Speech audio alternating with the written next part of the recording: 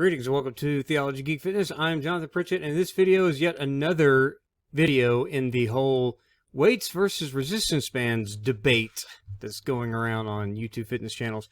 Anyway, my contribution is not to just simply say, this is latex right here, and this is a weighted object.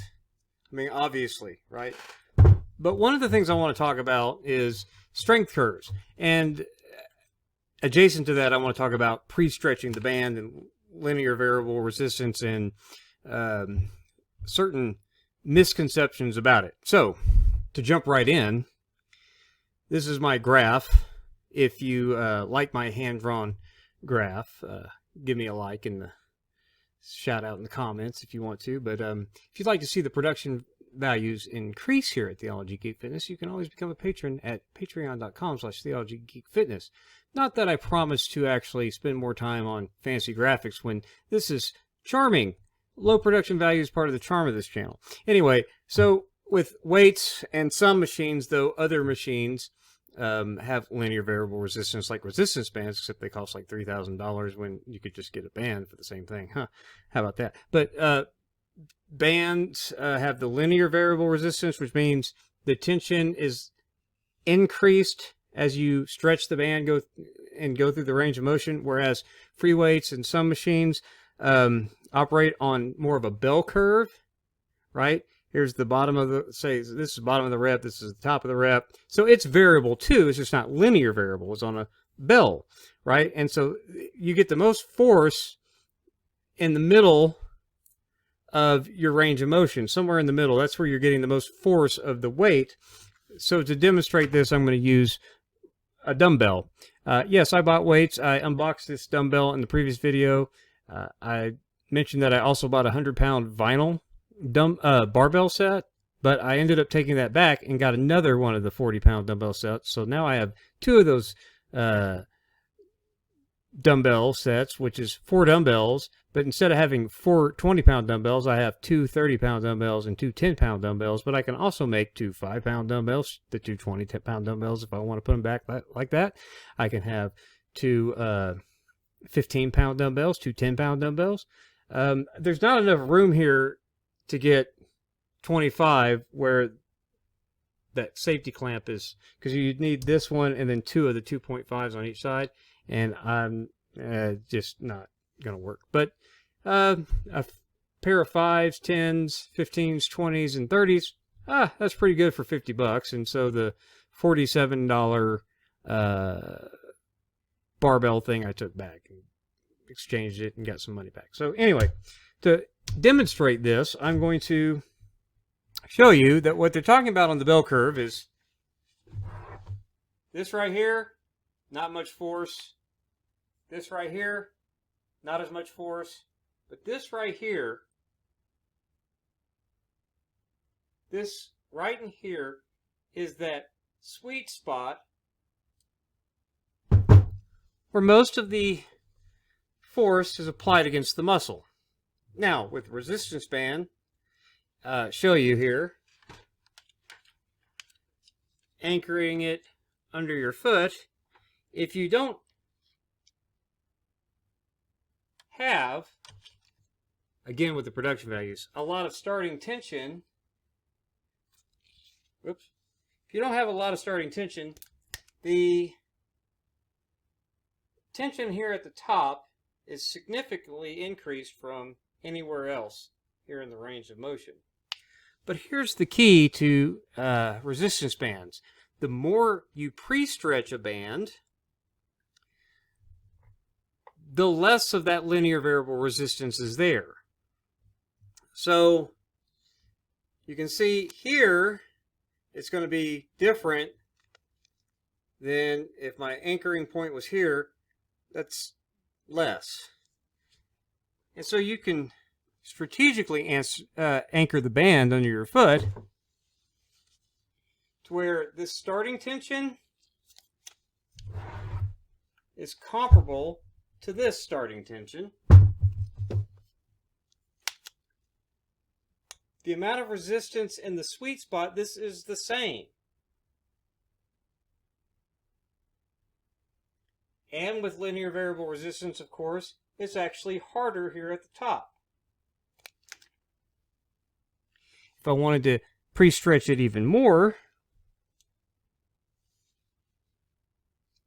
this is even tougher at every point than that dumbbell. I am using here the Undersun Elite.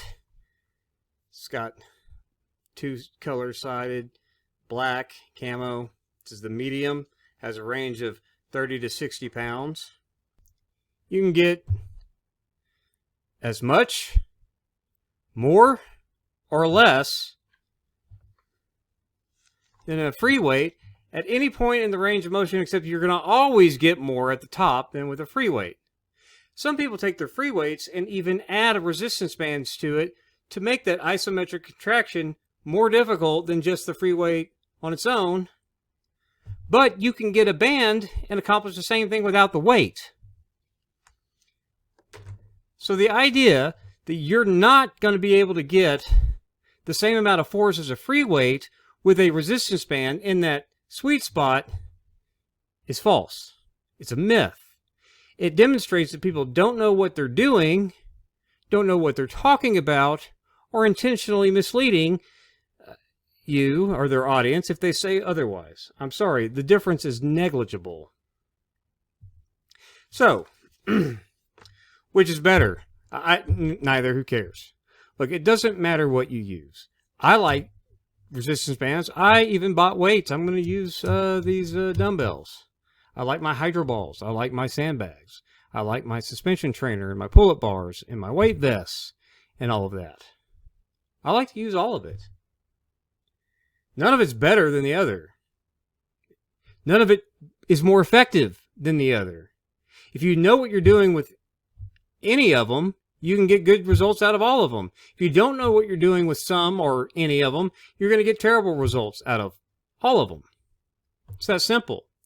Your genetics, your diet, your intensity, and your consistency is going to determine your ultimate physique and strength. Not what equipment you use. I'm sorry. And you can get comparable resistance through the same curve with resistance bands as free weights. The idea that you can't, just because of linear variable resistance, is wrong. You can try this yourself. You can even try this with any exercise. Okay, you can take a bar and wrap bands around the bar and around your back. You can even lay on a bench if you want to mimic the bench press, or you can just do a standing chest press. And if you get the proper amount of pre-stretch and the right amount of tension on the band, it's going to be the same throughout the range of motion, except always tougher at the end of the range of motion because of that linear variable resistance, even though you lessened the effect of it by pre-stretching. Same with getting a floor plate and a bar and resistance bands and mimicking deadlifts. You can get comparable starting tension, comparable resistance throughout the range of motion, and it's still going to be slightly heavier, even though you pre-stretched it so you made that linear variable resistance less, still slightly a bit more resistance at the top of the range of motion. So there you go. I hope this video is helpful. If you like the video, click the like button. If you don't like it, click the dislike button. If you think I'm wrong, argue with me in the comments. Go try it yourself with whatever exercise. As long as you're using the bands properly and the weights properly, you can get it the same effect. You can get the same amount of tension. The strength curve becomes less noticeable the more you pre-stretch the band. What kind of difference is it going to make if I only use bands or only used free weights and machines that didn't have linear variable resistance over the course of a week, month, year, my lifetime? None. Now, it doesn't look as cool to bench press, 400 pounds of resistance bands. Granted, if you want to bench press, go to the gym and bench press, or buy a power rack and a bar and a bench and go for it. I'm just saying, is it gonna does it make that big of a difference? No. And in the end result, it's not going to make a bit of difference in your strength or your physique. diet, genetics, consistency, and intensity. And effectiveness. That's what's going to count, no matter what you use. So there you go. I appreciate you watching the video. If you'd like to become a patron, again, you can go to patreon.com/theologygeekfitness. And thank you for watching this video. We'll see you in the next one. God bless.